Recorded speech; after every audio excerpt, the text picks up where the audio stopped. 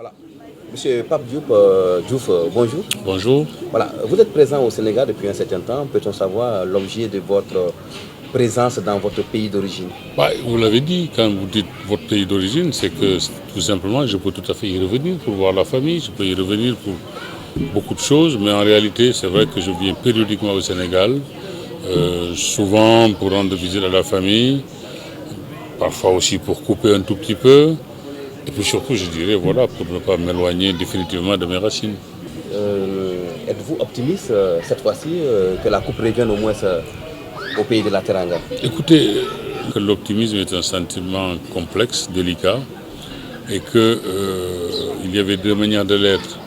On pouvait effectivement plaider la cause du Sénégal parce que c'est le cœur qui parle, mais il y a toujours des objections, et les objections, ce sont simplement, je dirais, les adversaires qu'il faudra rencontrer, les adversaires qui ne sont pas, je veux dire, venus non plus pour faire la figuration. Donc pour le Sénégal, oui, le Sénégal fait partie des meilleurs, le Sénégal fait partie de ces équipes que l'on présente comme les favorites, mais on sait aussi que la victoire finale ne se décrète pas. Alors je reste résolument optimiste, mais pas dupe, en sachant que le football reste le football et que ces circonstances et ces aléas peuvent parfois vous faire évoluer un résultat. Pape, ça fait presque moins de 10 ans que vous avez quitté la présidence de l'Olympique de Marseille, un club mythique. Que devient Pape? Écoutez, j'ai dit parfois avec le sourire que j'apprenais avec application à la paresse, mais bon, fondamentalement, j'essaie de faire aujourd'hui ce que j'ai envie de faire, de ne plus me préoccuper de ce qui ne m'intéresse pas. J'ai une école à Marseille, une école de journalisme et de communication avec Jean-Pierre Foucault, le journaliste bien connu de TF1. J'enseigne là-bas, j'enseigne aussi au niveau de la faculté l'économie du droit et puis un peu de sociologie aussi. Donc je fais la télévision et puis très, très souvent je suis appelé, c'est vrai, ici ou là, à faire des conférences ou à participer à des débats. Donc j'utilise le temps que j'ai avec, je dirais, le maximum d'envie. Voilà. Je ne fais pas des choses que je n'ai pas envie de faire. Mais est-ce que vous avez été...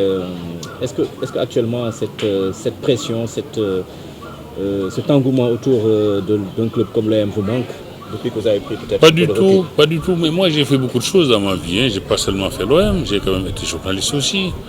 Le métier que vous exercez, j'ai été agent de joueur, j'ai été c'est vrai, dirigeant de l'Olympique de Marseille. À chaque fois, le métier que j'avais à faire, je l'ai fait de la meilleure manière, sans tenir compte, je dirais, de l'environnement. Donc, oui, être le président de l'Olympique de Marseille suppose, c'est vrai, un contexte particulier, cela suppose une pression inévitable, mais bon, quand on est journaliste aussi, il y a une autre forme de pression, quand on est agent de joueur, c'est encore une deuxième forme de pression. Donc, de ce point de vue-là, non, je n'ai pas de regrets et puis je ne vis pas avec mon passé. Actuellement, le football moderne, c'est une partie de sport, mais aussi une partie de business. Est-ce à dire en fait que l'Afrique est prête vraiment pour s'engouffrer dans cette brèche en fait, dans laquelle peut-être... vous savez, quand vous parlez du football moderne, bon, j'ai tendance peut-être à nuancer, puisque le football reste le football. Il y a maintenant, c'est vrai, de plus en plus du business dans ce qu'on appelle le football. Mais cela ne date pas d'aujourd'hui. Reprenez, je vais vous en renvoyer très loin là, les revues du miroir du football des années 60, François Thébault, sans doute un des plus grands journalistes à avoir écrit sur le football, regrettait déjà que l'argent vint, je dirais, dans le milieu. Il pensait déjà dans les années 60 que l'argent allait gangréner le football. Et c'était des sommes, aujourd'hui je n'oserais même pas, je dirais, les citer, c'était des sommes dérisoires. Alors c'est vrai qu'avec l'évolution que le football a connue, de plus en plus maintenant on se dirige vers des sommes astronomiques, des sommes ahurissantes. C'est le football, c'est le jeu. Et que quand un club comme le Paris Saint-Germain peut acheter un joueur à 220 millions alors que le club auquel appartenait le joueur avait volontairement mis la clause de départ, je dirais, à 220 millions, avec la certitude absolue que jamais personne ne viendrait acheter le jeu, c'est qu'aujourd'hui, oui, on est On est dans un monde qui est complètement nouveau, où je dirais les chiffres galopent vertigineusement, c'est vrai. Quand vous transfériez Didier Drogba de Marseille à Chelsea, Oui.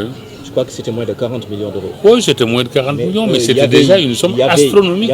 Il y avait un tollé dans le football Bien français. sûr, Et bien maintenant, sûr. est-ce que vous êtes étonné quand maintenant vous voyez des joueurs qui dépassent ou bien qui plafonnent autour de 200 millions Ben, je 180 ne suis millions. pas vraiment étonné dans la mesure où le premier chiffre qui m'a étonné, moi, c'était le chiffre que Claude Bèze avait mis pour engager le Portugais Chalana. Claude Bèze, le président des Girondins de Bordeaux. C'était 18 millions de francs. 18 millions de francs, je dis bien de francs. Ce qui, en euros, représenterait 3 millions d'euros. Pour moi, c'était ahurissant. À l'époque, j'étais journaliste, je me suis demandé comment il pouvait, sur la table, poser une telle somme. Aujourd'hui, une telle somme, je dirais, ben, on n'achète même pas un paquet de cacahuètes dans le milieu du football avec. Ça veut dire que l'évolution financière que le milieu a connue paraît inévitable, paraît excessive, mais en tout cas irrévocable aussi.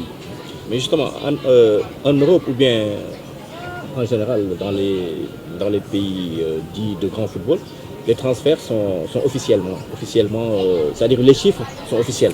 Alors que par exemple en Afrique, au Sénégal par exemple, on voit qu'il y a des joueurs qui partent, mais le club ne diffuse jamais peut-être le montant exact. Ils sont officiels, il faut quand même le dire assez rapidement. Il y a des transferts dont les chiffres n'ont jamais été annoncés. Sinon, c'est la presse effectivement qui annonce des chiffres, qui croit savoir que les chiffres sont ce qu'ils annoncent. Mais en réalité, on ne dit pas toujours tout. Moi, j'ai toujours souri quand j'entendais que tel club avait offert telle somme pour avoir tel joueur.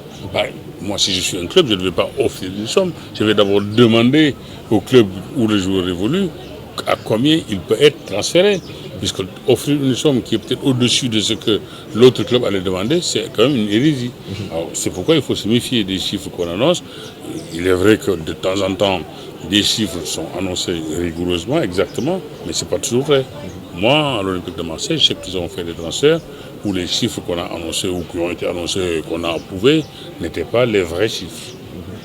Mais quelle est la place de l'Afrique dans cette inflation, je ne sais pas. La place de l'Afrique, elle est exactement là où elle est dans tous les domaines. Dans le domaine économique, dans le domaine financier, dans le domaine culturel, dans le domaine de l'éducation, dans le domaine de la santé. C'est-à-dire, en fait, on aura des pâquerettes. Il faut dire les choses comme elles sont. Et moi, je suis de ceux qui pensent que le football africain ne pourra jamais isolément se développer. Le football africain ne peut pas se développer alors qu'il y a des priorités sur lesquelles les gouvernants posent des mouchoirs. On ne peut pas oublier la santé, on ne peut pas oublier l'éducation, on ne peut pas oublier la culture, on ne peut pas oublier l'agriculture et ne penser qu'au football. Quand on va dans certains de nos hôpitaux ici et que des gens meurent dans les couloirs parce que simplement il leur a manqué 6 euros ou 7 euros pour pouvoir se soigner, alors qu'on ne vient pas me dire maintenant que le football va se développer et que l'État doit financer le football. L'État a un devoir régalien, c'est celui de doter chaque pays d'infrastructures de nature à pratiquer le sport de haut niveau et le sport d'élite et le sport de masse. Sinon, si le sport, comme on dit au Sénégal ou ailleurs, qu'il y a du professionnalisme, c'est une entreprise privée. Dans cette hypothèse-là, ce sont ceux qui l'ont initié qui doivent sortir l'argent de leur poche. Parce que si l'État doit payer un football professionnel qui est privé, moi aussi j'aurai le droit d'ouvrir un magasin et de demander à l'État de le subventionner. Donc il faut quand même sur ce plan-là faire extrêmement attention. Moi je suis toujours ébahi quand je vais dans certains pays d'Afrique et qu'on me dit « Oui, est-ce que l'État ne doit pas financer le football ?» Pourquoi l'État doit financer le football alors qu'il y a tellement d'autres priorités? L'État a un devoir régalien, comme je l'ai dit, oui, financer les infrastructures qui permettent la pratique du sport. Parce que le sport bien pratiqué par un peuple, cela participe à la politique de santé de ce peuple-là, de ce pays-là. Ça oui, mais bon, sinon pour le reste, l'Afrique, il ne faut pas rêver. L'Afrique n'est pas, je veux dire, en situation aujourd'hui, ni culturellement, ni politiquement, ni financièrement, ou culturellement peut-être, mais en tout cas de se mesurer, je dirais, aux grandes puissances. Mais on a vu par exemple que des pays comme le Brésil, l'Argentine arrivent peut-être avec des transferts astronomiques, vraiment à quelque part même, à équilibrer même leur balance commerciale. Quoi. Parce que c'est différent. Déjà, ce sont des pays, ça, vous avez cité là, des pays qui sont réellement en voie de développement. Le Brésil, l'Argentine. Ce sont des pays qui voient, ce sont ce que j'appelle moi les pays véritablement émergents. les pays en voie de développement. Nos pays, nous, ce sont des pays sous-développés. Il ne faut pas se tromper dans les vocables. Bon, à partir de ce moment-là, je veux dire, nous ne pouvons pas avoir les mêmes prétentions ni les mêmes moyens. Et puis on sait que de toute façon, en matière de football, les pays que vous avez cités ont démontré depuis fort longtemps leur suprématie sur le jeu au niveau mondial. À partir de là, on peut comprendre qu'ils comptent parmi les meilleurs joueurs au monde, des Brésiliens. Aujourd'hui encore, c'est un Brésilien qui reste le meilleur joueur, le meilleur footballeur de tous les temps, Edson Arantes Pelé. Bon, Maradona en est un autre qui, lui, a été un Argentin. Messi, aujourd'hui, quand même, démontre aussi des qualités super importantes, supérieures. Bon, on ne peut quand même pas non plus comparer, je dirais, nos joueurs à nous, qui sont, je dirais, quasiment des apprentis professionnels, à ce type de joueurs-là. Un mot, c'est Sadio Mané, le phénomène. Sadio Mané, évidemment, il fait partie aujourd'hui des meilleurs attaquants d'Europe. Il fait partie de ce type de joueur que tous les grands clubs souhaiteraient engager. Maintenant, on peut espérer, nous, au Sénégal, qu'il pourra être le fer de lance, disons, de cette équipe-là. Alors, pour cela, il faut évidemment ne pas se tromper non plus dans l'approche. Beaucoup de gens disent, oui, est-ce qu'Aliou Cissé le met dans de bonnes conditions? Est-ce qu'au Sénégal, il joue dans de bonnes conditions? D'abord, au Sénégal, il n'a pas les mêmes partenaire qu'il a à Liverpool, il faut d'abord le dire. Mais la deuxième chose, surtout, un très grand joueur pour moi, est celui qui, par A ou par B, trouve sa place dans une équipe et contraint l'entraîneur à compter avec lui et à fagoter l'équipe, je dis, à la configurer selon ses propres aptitudes. C'est ça le grand joueur. Mais un grand joueur ne peut pas attendre qu'un entraîneur le place dans de bonnes conditions. Pelé au Brésil a su s'imposer, Maradona avec l'Argentine, Beckenbauer avec l'Allemagne, Platini et Zidane avec la France et même El Hadji Diouf avec le Sénégal. Mais une fois vous avez dit qu'en Afrique peut-être ce qui manque le plus ce sont les infrastructures. On le voit, c'est pourquoi c'est un cri d'orfèvre qui en a étonné beaucoup. Lorsque l'État du Sénégal a donné plus d'1 milliard à la CAF pour que s'organise ici un événement qu'on appelait les Awards, j'ai été très étonné. Je me suis demandé où était la politique de prestige dont on m'a parlé que le gouvernement menait. Je crois que la vraie politique de prestige commence d'abord par la réfection des pelouses ici au Sénégal, qui toutes, je veux dire, sont aujourd'hui dans un état de délabrement extraordinaire. Oui, commençons d'abord par faire en sorte que les pelouses des stades au Sénégal soient conformes. Commençons par donner plus de confort à nos stades. Commençons par donner plus d'air de jeu à tous nos sportifs. Quand on voit rien qu'ici sur la corniche, le nombre de gens le soir ou le matin qui tentent, je dirais, de faire du sport. Alors il y a une autre manière, me semble-t-il, de jouer de la politique de prestige que de donner de l'argent à une instance, en l'occurrence la CAF, peut-être plus riche que l'État sénégalais. Mais on a vu aussi que, par exemple, qu'il y a un nouveau type de mécénat en Afrique. Par exemple, de la trempe de Mamadou Antonio Soare, président de la Fédération de la Guinée, et aussi par ailleurs président du Orea, qui ont investi dans les infrastructures. Est-ce que ce type d'acte dans le domaine du sport doit être encouragé? Écoutez, moi, si quelqu'un veut être un mécène, pourquoi pas? Dès lors qu'il a de l'argent et qu'il a envie de mettre ça au service des sports et du sportif, moi, ça ne me gêne pas. Ce dont il faut se méfier, c'est parfois, comme je l'entends, c'est de faisons du sponsoring. Le sponsoring en Afrique aujourd'hui n'est pas possible. En tout cas, dans le football et peut-être même ailleurs. Le sponsoring suppose réellement du gagnant-gagnant. Ça veut dire que si, un objet qui est un téléphone, la société qui fait ça veut me donner de l'argent, il faut en retour que certains de mes éléments puissent vanter les mérites de ce téléphone-là. Or, aujourd'hui, le football africain notamment, on le sait, n'a pas du tout de joueurs représentatifs, de joueurs stars ou vedettes comme on dit, pour mener ce type d'action-là. Donc, cela n'existe pas, le sponsoring comme je l'entends parfois. Le mécénat, oui. Le mécénat, c'est celui qui sort son argent, qui n'attend rien en retour et qui aide les sports ou les sportifs. Ça, pourquoi pas? Il l'a bien fait, Moïse Katumbi, Tout puissant Mozambique. Sauf que lui, la différence de lui, il avait commencé par être un mécène. Et c'est parce qu'il a obtenu d'excellents résultats que toutes les sociétés ont afflué pour venir au stade le dimanche. À partir de ce moment-là, il leur a dit, bon, maintenant, nous, on offre du spectacle, et vous pouvez venir dans ce stade-là, mais en payant. Et là, le mécénat s'est transformé effectivement en business. Et le football est devenu véritablement une industrie. Et quand on voit la clé de répartition des recettes, on voit que peut-être il y a la billetterie, il y a aussi les droits télé. Oui. Ensuite, il y a le sponsoring. Est-ce que l'Afrique peut épouser la même démarche? Je viens de le dire, il faudrait pour cela que l'Afrique ait quelque chose à donner. Aujourd'hui, nous n'avons rien à donner dans les stades. Les stades, il y a 3 chats et 4 tondus. En matière de sponsoring, ce n'est pas possible. Sponsoriser, c'est je vous donne de l'argent, mais vous me donnez quelque chose en retour. Les sportifs africains, les clubs, que peuvent-ils donner en retour aujourd'hui dans des stades complètement vides?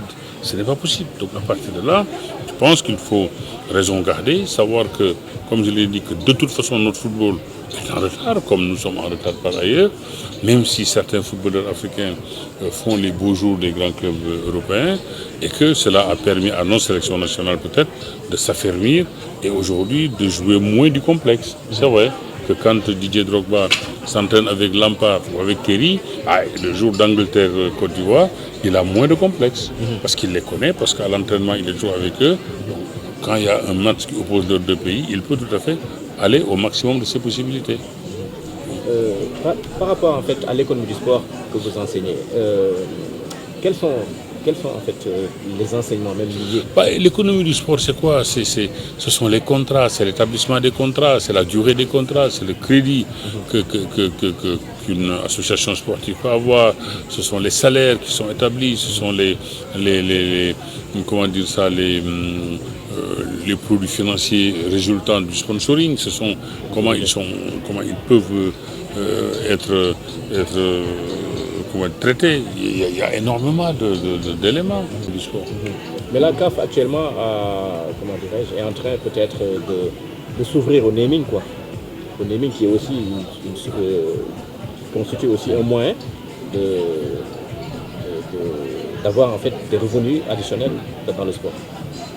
Dans le sport. Est-ce que le Sénégal que vous connaissez, est-ce qu'il y a des pistes, est-ce qu'il y a des gisements en fait écoutez, citez-moi un seul club capable aujourd'hui d'abord de bâtir son stade et de jouer du naming. Le naming, on le voit aujourd'hui en Occident, notamment en France. Certains clubs bâtissent leur stade, généralement appartenant à la municipalité, et on fait du naming parce qu'on a besoin effectivement d'un retour financier. Mais au Sénégal, les stades sont d'abord des stades de l'État. Il n'y a pas un club, très peu de clubs qui ont leur stade. Les rares clubs qui ont leur stade ont des petits stades, comme peut-être Génération Foot ou Dakar Sacré-Cœur. Ils ne sont pas dans ces stades-là qu'il faudra parler de naming. Je pense que le naming mérite autre chose, mérite une autre considération. Alors, c'est ce que j'ai dit, une fois de plus, le football sénégalais notamment n'est pas aujourd'hui pas seulement sénégalais, mais africain dans son ensemble. C'est vrai en Côte d'Ivoire, c'est vrai au Cameroun, c'est vrai dans certains pays. Aujourd'hui, vous allez dans les stades sont désertiques, c'est désert. À partir de là, je veux dire, sur quoi vous vous appuyez pour changer la donne. Moi, je ne vois pas trop. Donc l'offre de spectacle n'est pas encore au rendez-vous en Afrique. Vous-même, le spectacle a été assez étonnamment au rendez-vous à une époque. À une époque, l'époque où on se rendait au stade d'Emba Diop à 10h du matin pour voir le match, se disputait à 16h ou 17h. Sauf qu'à cette époque-là, les équipes nationales notamment, quand elles jouaient sur le plan international, elles perdaient quasi systématiquement. Pourquoi elles perdaient? Parce que les joueurs éprouvaient un certain complexe à rencontrer des joueurs européens qu'ils ne connaissaient pas. Ce qui n'est plus le cas aujourd'hui, comme je l'ai dit tout à l'heure. Aujourd'hui, les joueurs africains connaissent très bien le football européen et n'ont plus ce complexe-là. Donc les équipes nationales africaines jouent leur chance et souvent sont qualifiées après le premier tour du mondial. On le voit. Bon, mais le spectacle aujourd'hui, il est où? C'est à vous de le voir, vous êtes là. Quel spectacle? Il n'y a pas de joueurs. Il n'y a aucun joueur au Sénégal qui soit en mesure aujourd'hui, je dirais, d'être une figure de proue. Il n'y en a pas un. Vous parlez de Sadio Mané, il est en Angleterre. Et de qui vous allez parler encore? De tous ces joueurs qui s'approchent de Sadio Mané, il n'y en a pas un qui est là. Il n'y a pas un joueur au Sénégal aujourd'hui sur qui on peut effectivement commercialiser, sur qui on peut miser pour... Il n'y en a pas. Donc le spectacle, il est où? Les matchs, je veux dire, se jouent le jour de... je dis n'importe quoi, mais un Jaraaf, Génération Foot, un Jaraaf, même Jeanne d'Arc ou Gorée, si ça se joue le même jour, quand vous avez à la télévision Manchester City, Arsenal, les gens vont regarder Manchester City, Arsenal à la télévision. Est-ce que la télé n'a pas tué le... Il n'y a pas que la télé, il n'y a pas que la télé. Non, il n'y a pas que la télé. De toute façon, bon, mais donc c'est pas la télé, c'est l'évolution qui a tué le football africain. C'est que nous n'avons pas su une fois encore nous adapter. Nous n'avons pas su nous adapter. Il suffit de regarder les matchs de Coupe d'Afrique qui se passent aujourd'hui. À part le pays organisateur, les stades sont désertiques. Il n'y a personne dans les stades. Et prenez les matchs de l'Euro, prenez les matchs de la Copa América, ça ne parle même pas des matchs de la Coupe du Monde, les stades sont toujours remplis, toujours pleins.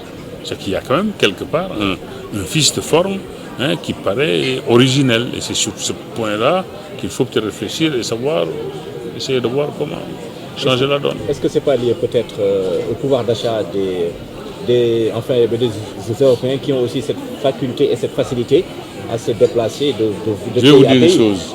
Je vais vous dire une chose, je ne pense pas du tout. Je ne pense pas du tout. Demain, vous diriez que le stade est libre de fréquentation, que personne ne paye. Je ne pense pas que vous remplissiez seulement le stade de moitié. Donc ce n'est pas forcément une question simplement de pouvoir d'achat. Quel que soit le spectacle. Quel que soit, mais le spectacle, il n'y en a pas ici. Le spectacle est en Europe. Pour nos joueurs à nous, pour notre football à nous, il est en Europe, il n'est pas là. Si la question n'est pas indiscrète, avez-vous des projets au Sénégal, en Afrique? Vous savez, moi, je n'ai pas de projet actuellement ici.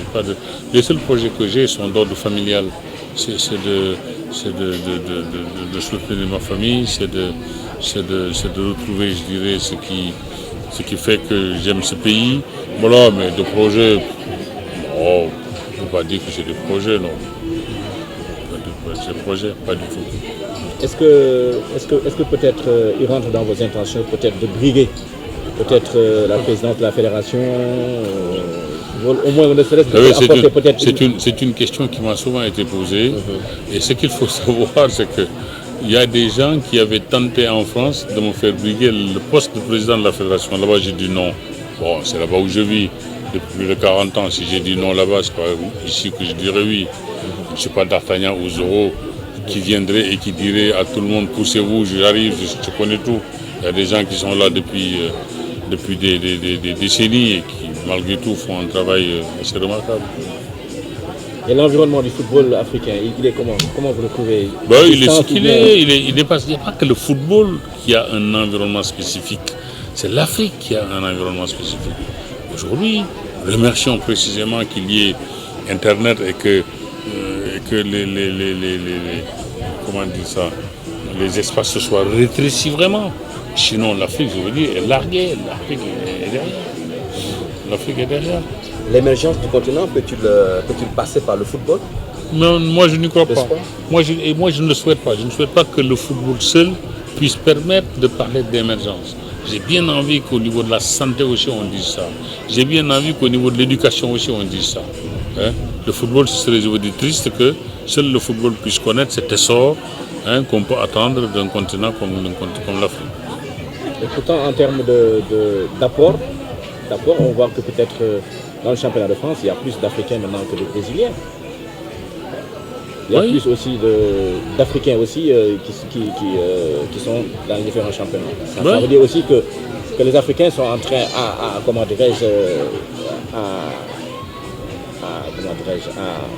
à structure identique.